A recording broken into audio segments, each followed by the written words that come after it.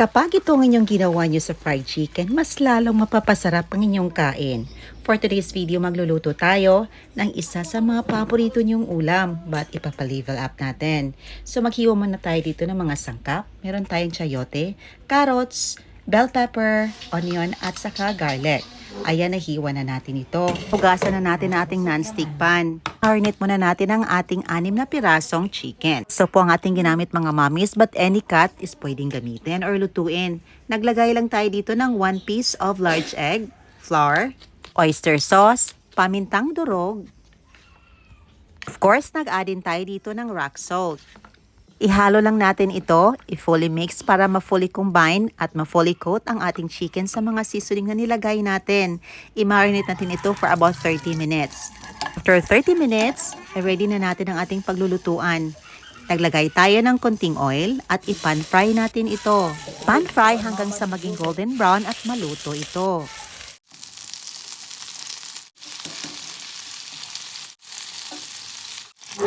After a few minutes, ito na, luto na ang ating pan-fry na fried chicken.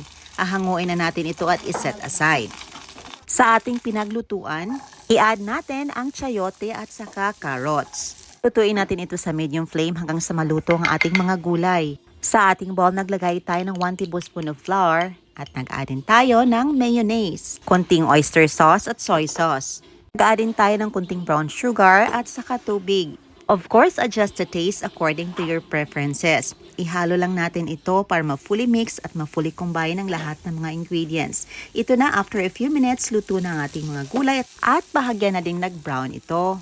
I-add na natin ang ating mga spices, bell pepper, onion at saka garlic. Gisahin lang natin ng konti.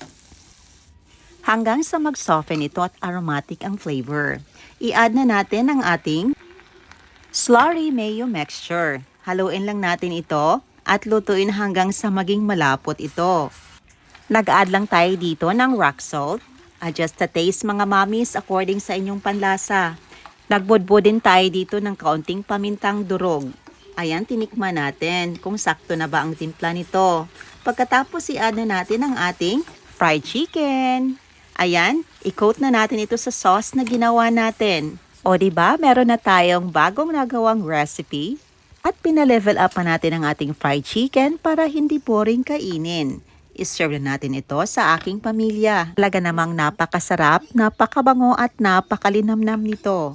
Ito na, ready to serve na ang ating mayo fried chicken with sauteed vegetables. Kainan na! Yan lang po mga mommies. Hope niyo subukan ang ating recipe. Salamat sa iyong panonood. See you in my next vlog. God bless you all and stay safe everyone. Bye and enjoy.